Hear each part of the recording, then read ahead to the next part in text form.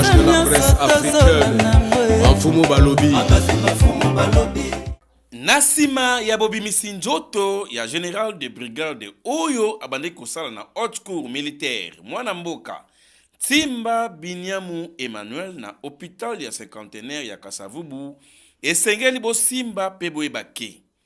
Njoto ya kondo général Ntimba elekaki mbalamoko na haute cour militaire epai wapi abandaki kosala mosala na ye kasi na ba obsèque na ye esengeli boye bake.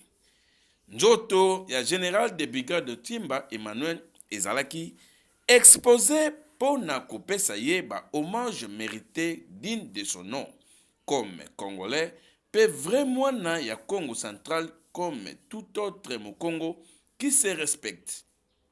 Vendredi 24 avril 2026 oyo nde ezalaki programme na tina na ye.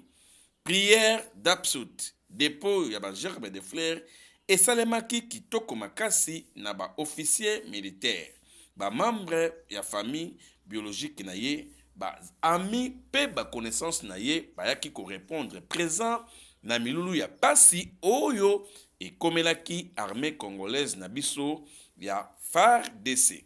Quelques heures après, Njoto ya Moui elekaki mbalamoko na kokende na province ya Congo central na territoire ya Kazangulu epai wapi bayaki ko exposer Njoto ya kondo général de brigade Ntimba na terrain ya administration ya territoire ya Kazangulu. Sa Majesté Fumudifi Mantino, roi Congo, oyo azalaki parmi ba organisateur ya milulu oyo ayebaki na kotia kimia pe apesaki penza ndenge nini stratégie ekosalema na tina ya kokende na mbamba kuna na territoire ya Kazangulu na village natal na ye. Kasi na sima ya milulu oyo esengeli boye baki. Quelques notables ya Kazangulu balobaki na tina ya liwa ya ndeko na bango liboso ya micro ya magazine bafumu balobi. La mort arrive, mais elle ne vous dira pas qu'elle va venir tel jour. Mais les actes que vous allez poser, les gens comprendront que non, il est en train de faire ses adieux. Donc c'est comme ça qu'il était venu aussi faire ses adieux dans mon bureau en me présentant sa fille pour qu'elle continue à revendiquer ses droits en cas de suspicion. Nous sommes vraiment très frustrés d'apprendre sa mort, comme c'est le départ de tout le monde qui nous a précédés, et nous devons quand même l'accompagner de la manière africaine, d'une manière traditionnelle. C'est comme ça que nous sommes tous ici, debout, pour aussi assister à son départ. Je remercie tout le monde qui s'est dérangé pour venir. Nos ancêtres, nous vous présentons votre fils qui arrive et nous vous demandons de l'accueillir avec tous les honneurs. Merci. Suka Yamasolo, Sa Majesté Fumudifi Mantino, roi Congo, oyo aibaki penza na kotia kimia na bana ya Kazangulu nyonso pe population congolaise nyonso en général parce que mwana mboka général de brigade Ntimba ye azalaki moto ya kimia. Sa Majesté Fumudifi Mantino ye apesaki penza liloba ya suka yambo ya kokende na bokundami ya général de brigade Fumudifi Mantino. Général Ntimba qui a contribué à beaucoup d'actions là où il fallait apporter un appui au ECO. Il était en retraite, on vient de voir d'ailleurs au niveau de la haute cour, sous les témoignages du général, du lieutenant général président honoraire également, qui nous a montré les livres qu'il était déjà en train d'écrire et qui devaient être publiés. Mais celui qui devait préfacer a été surpris de voir que l'auteur est parti.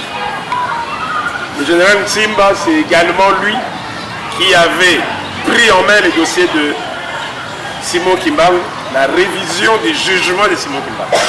C'était le général Ntimba. C'est par lui qu'on a pu faire annuler la condamnation de Kimbangu par les coloniales.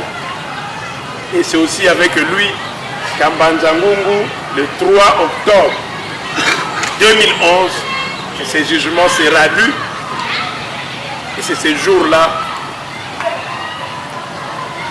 que l'ensemble des terres d'Afrique ont pu trouver ce que nous pouvons appeler la libération. Un jugement qui a été annulé, ça veut dire l'esprit de Simon Kimbangu devenait libre et pouvait maintenant agir. Et nous nous réjouissons de voir qu'aujourd'hui notre chef de l'État, Tshisekedi Tshilombo, son avion présidentiel porte le nom de Simon Kimbangu. Quand on va pour nos léopards, tout le monde invoque Simon Kimbangu. Nous le remercions également d'avoir été en léopard le jour de la remise des cadeaux aux joueurs, comme pour dire l'ancestral est revenu. Kassangoulou a eu ses grands généraux de la même manière que c'est Kassangoulou,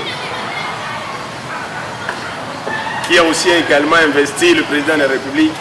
C'est pour dire que si Kassangoulou se relève, il peut faire beaucoup.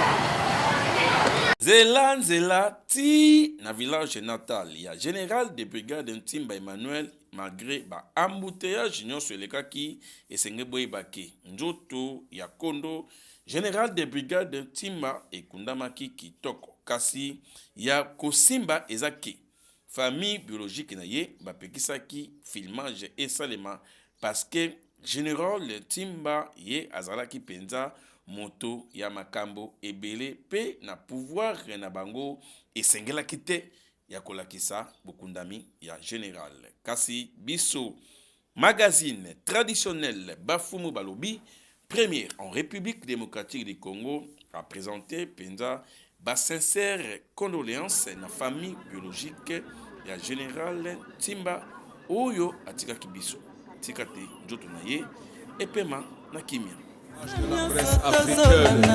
Bafumu Balobi.